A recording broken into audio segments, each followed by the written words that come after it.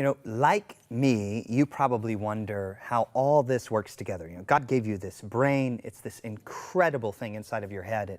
It's the center of everything. And yet, if you're like me and you're involved in lots of other people's lives, sometimes there seems to be it's hard to understand between how this works and how we live. Well, today on 100 Huntley Street, we have a really, really unique guest. He's a pastor who's also an expert in neuroscience. He's the author of a new book called Brain Savvy Leaders. His name is Charles Stone. Charles, thanks for being here. Hey, great to be here, Johnny.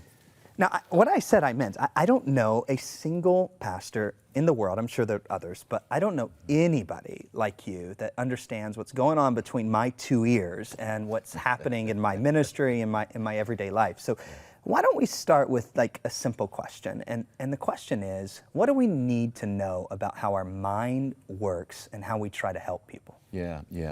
Well, perhaps even below that, foundational below that is, why do we need to do it? I believe, then, Scripture says very clearly, our bodies are a temple of the Holy Spirit. We're supposed to honor God with our bodies. Our brain's a part of our body. That being so, it seems to me, if we understand how our brain works and take good care of it, we can be better followers of Jesus and be better pastors and leaders, moms, dads, you name it. So a lot of profound implications in understanding what goes on between here and here.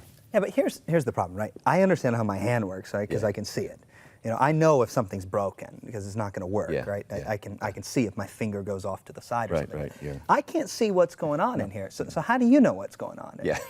Well, I don't know what's going on inside your brain. I kind of know what's going on inside my brain right now. But God wired this amazing thing called the brain to be really our command and control center. Obviously, without our brain, we're not going to live. But it is an amazing creation that some scientists say that there are so many potential connections in our brain that those connections exceed the number of atoms in the universe. Tremendously complicated.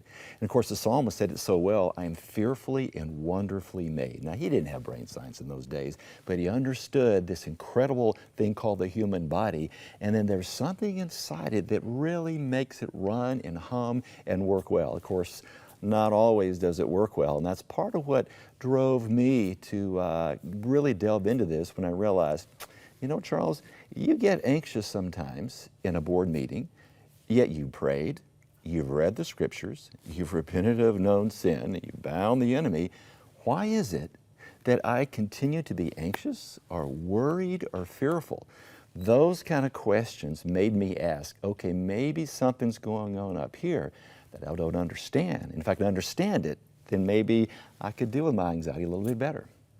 So that's interesting. So you would say that understanding what's going on or being cognizant of it is the characteristic of a brain-savvy leader? Is that why you named the book that? Absolutely. There's a term, it's kind of a big term, but it's very helpful. It's called metacognition.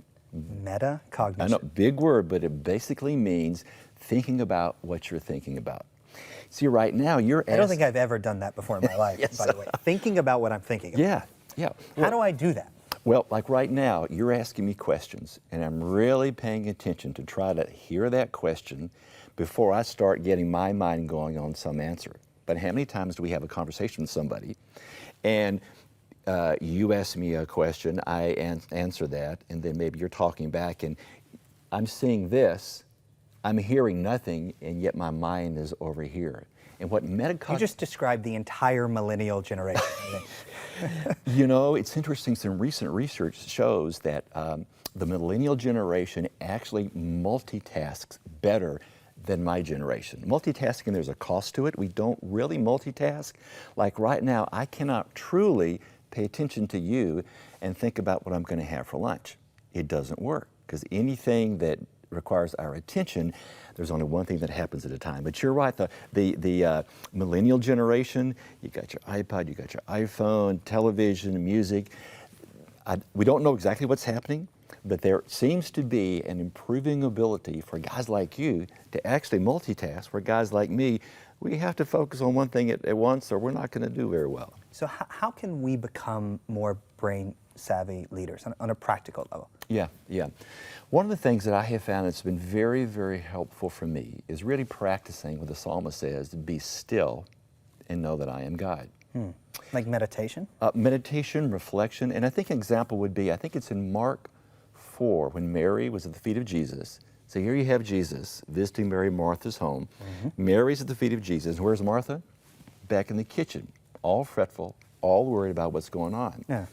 And so here's Martha coming down on Jesus and Mary, for Mary not helping her. But Jesus says, what Mary is doing is of most importance. What Mary was doing, she was giving full attention, her full self. She was being present in the moment without adding all this other kind of competition in her mind and her behavior. And Jesus says, that's good. So what I have found is, as I learned this whole metacognition thing, to be fully still before the Lord and to capture what my mind is thinking about it. Right before I came on the set, I just spent a few moments just to be still. Although there was sound going on, you guys were prepping for what was to follow. I actually was able to focus a bit on the Lord, what the task at hand was going to be. And what happened was, there is something goes on in the brain, it turns down those anxiety centers in our brain. Because there's this fight between our thinking center, which is right up here, and our emotional centers, which is a little deeper. So there's this vying for attention, vying for energy. And what happens is, when our anxiety rises, when our worry rises, we don't think as clearly. And how many times have we just reacted because we were worried to somebody else's comment to us? And this is your idea that faith and science aren't actually in conflict with one another. When we understand them both, they complement one another. God made them both. Absolutely, absolutely. An old preacher said once, all truth is God's truth. And there's a professor at Notre Dame, his name is Mark Knoll. A few years ago, Time magazine called him one of the top 25 rising evangelicals. He writes a lot about that Christians ought to be on the front leading edge of learning about life and creation, God's creation. Because God gave us this creation for us to enjoy and to relish and to study and to learn about. And just the past few years has been a huge, huge emphasis on learning about the brain. So I'm thinking like, okay, God, this is a passion of mine. I'm kind of a geek. I'm kind of a nerd. If I can learn about this and bring this conversation into the Christian world, I believe there's great benefit in life, in leadership, spiritual formation, families, you name it. So when leaders aren't cognizant of metacognition, of how the brain functions, I mean, how does it affect an organization? Well, I can give you a little example. I lived in Chicagoland for 9 years before I came here. Chicago's known for hot dogs, and they have great hot dogs. Not too far from where I lived was a little hot dog stand, with a little store, a little storefront, and I heard they had good hot dogs. I went in one day, ordered 2 hot dogs, a large fry. When I walked up to the cash register, this guy who was taking my order was just kind of gruff with me, and I thought, well, I'm a customer. Aren't you going to be nice to me? So I paid, and he gave the order to the guys out back. So about 5 minutes later, I got my order. I noticed I'd gotten a small fry instead of a large fry. And I sheepishly told the guy, I said, listen, I'm sorry, I didn't quite get my order. And he kind of barked at me. Then he barked at the employees in the back. They barked back at him. Got my French fry order fixed, but I realized very shortly this guy at the cash register owned the place. And because he brought this rotten attitude into the workplace, everybody else caught that. And it's called emotional contagion. That if you and I bring a good attitude to work and we're influencers, the whole atmosphere rises. But if you bring in a bad attitude, and there's something that some scientists in the 1960s discovered about this. It's called mirror neurons.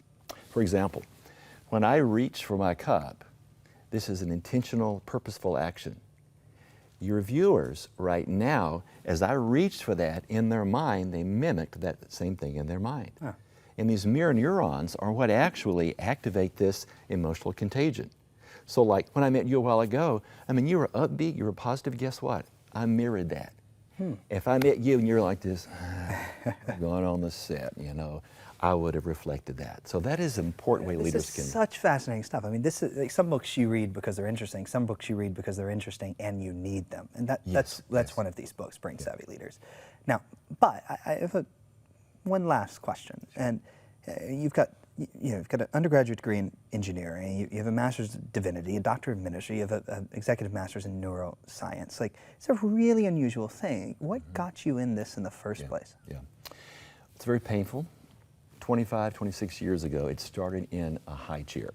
I was not in the high chair, my youngest daughter was. I was feeding her pureed kumquats or whatever it was, and I noticed in her left eye, it was just quivering, like jello. Of course, when you have young kids and you see something like that, you wonder what's going on. Well, 2 days later, it was around Christmas time, we took her to a doctor. He said, oh, it's probably no big deal. It's probably a strabismus, something she'll grow out of. But you might want to get it checked out anyway when you get back to Atlanta, Georgia. Got back, got an appointment. The doctor looked at it. He said, it's probably a strabismus, probably nothing to worry about, but we'll take a scan of it. Got a scan, and I distinctly remember the day we got the scan, we were driving back to our little rental house. I opened the door. The phone was ringing. I ran in, picked up the phone, and the neurosurgeon was on the other end. He says, Mr. Stone, we got the scan back. I said, oh, really? He said, yeah, and we noticed something. It was a lesion. Now, I didn't know what a lesion was at that time. I thought, you skin your knee, you put ointment on it, and you'll be fine. He said some words I'll never forget. He says, your daughter has a brain tumor. Wow. She was 1 year old. Fast forward 25 years later, we've lived in a neuroscience world. She's seen the best doctors in the U.S. She's had over a dozen surgeries, an experimental device put into her brain, into her chest. She's really doing well.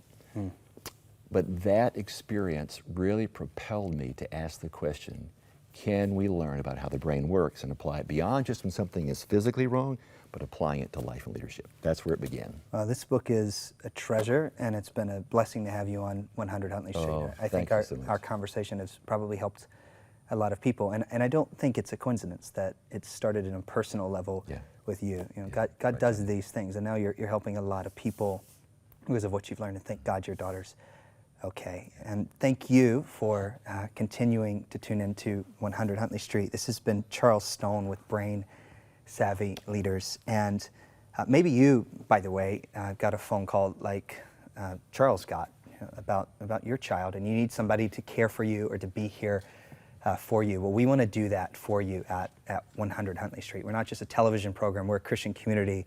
We want to pray for you, be with you, have your back. We want to be with you in your darkest time. And so at any time, 24/7, 365 days of the year, you can pick up the phone and you can call 1-866-273-4444.